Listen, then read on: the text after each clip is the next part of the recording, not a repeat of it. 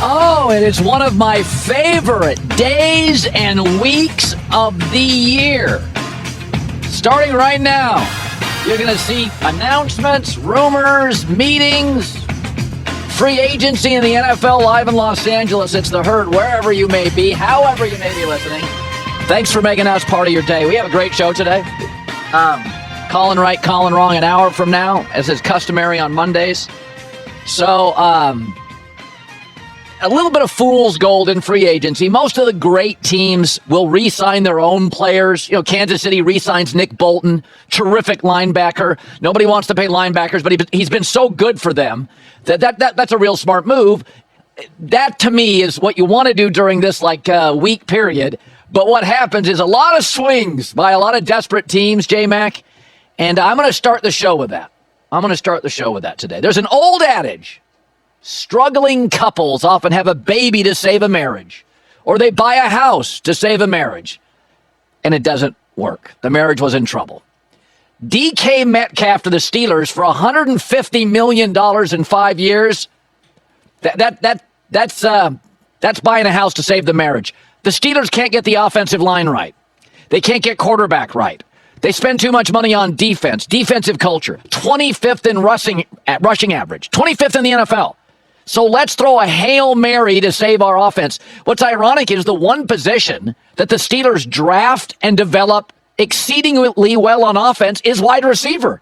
They've been great at it for 20 years. Go back to Hines Ward. They always draft and develop wide receiver. So why spend $150 million on it? And the Steelers thinking they can solve their offensive issues, which have been awful, not only since Big Ben retired, but about the last 2 years of Big Ben. Thinking you can solve your offense by adding another expensive, high-maintenance wide receiver is like thinking you can solve your car troubles by putting in some premium leather seating. Yeah, that ain't it, man. George Pickens and DK Metcalf? Okay, you know how A.J. Brown was reading a book on the sidelines? In Pittsburgh, they need a library card. I mean, these guys want the ball now. I mean, there's another rumor out there with the Steelers. Aaron Rodgers is talking to him. Good hell. What are you trying to be? A rock band that trashes the hotel room? I said this last week. DK Metcalf with a very solid quarterback in Geno Smith. Geno's a very solid quarterback. I'll get to him later. He only accounted for 35 first down catches. Okay, that's half of Amon-Ra St. Brown.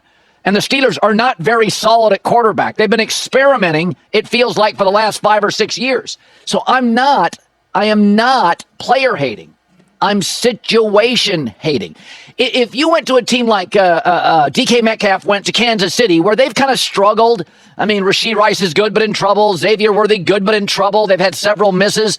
You go DK Metcalf to Kansas City and that strong culture offensively, you could talk me into it. How about Houston and C.J. Stroud? You could talk me into it. But Pittsburgh doesn't know offense, doesn't have a feel for it. They're not good at quarterback. They're not good on the offensive line. I mean, again, this is a team the last 2 seasons that has been Pittsburgh 31st in pass attempts, which has driven George Pickens crazy. So let's add another receiver that's expensive and is going to demand the football. I say it out loud. DK Metcalf said the 2 things he wanted: warm weather and a solid quarterback situation. Those boxes are left unchecked. So not all wide receiver acquisitions are the same. It's about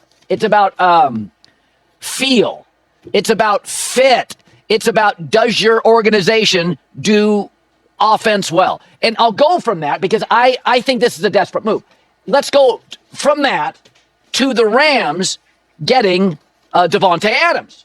Now, DK Metcalf is in his prime. Davante Adams isn't. So I wouldn't like this move. No, it's different. I do like this move because of Sean McVay, the offensive culture. They've already got a number 1 in Puka Nacua. So if Davante now is a 1A or a 2, it fits. This is very much this move by the Rams. It's essentially a 1-year deal. It's very similar to Jimmy Butler going to the Warriors. The Rams are lining up all their offensive pieces around Matt Stafford because the Rams feel like, hey, we've got 1 to 2 years of great Matt Stafford left. That's what the Warriors felt. We got a couple of years of Steph being great. Let's get him a legit 2. So Sean McVay knows offense. The Rams have a feel for offense. And they've got an incredible defense that is young and super cheap. So they're flexible. This is a totally different move. And that's why I wanted to juxtapose the Steelers' move, which feels like a desperate Hail Mary to solve an ailing offense, and the Rams' move, which feels like a very substantive 1, maybe 2-year deal to line up in an excellent offensive culture with Sean McVay and Matt Stafford. That's the difference. Remember, the Rams have said publicly, we're moving off Cooper Kupp. And now I don't know if Davante is in his prime. I think he's probably just left the prime. He's definitely not twilight, so he's somewhere in between prime and twilight. But in the last 3 years, Davante Adams is tied for second in the NFL in touchdowns for wide receiver. That's with Derek Carr, Gardner Minshew, Aiden O'Connell, and Aaron Rodgers off an Achilles surgery. So this is a very good fit. In fact, if you look at the Rams, they made another receiver move this weekend that it's a tell. They're telling you what they're trying to do. They re-signed to a 1-year deal, Tutu Atwell, who's been a little bit of a semi-bust. Why did they do that?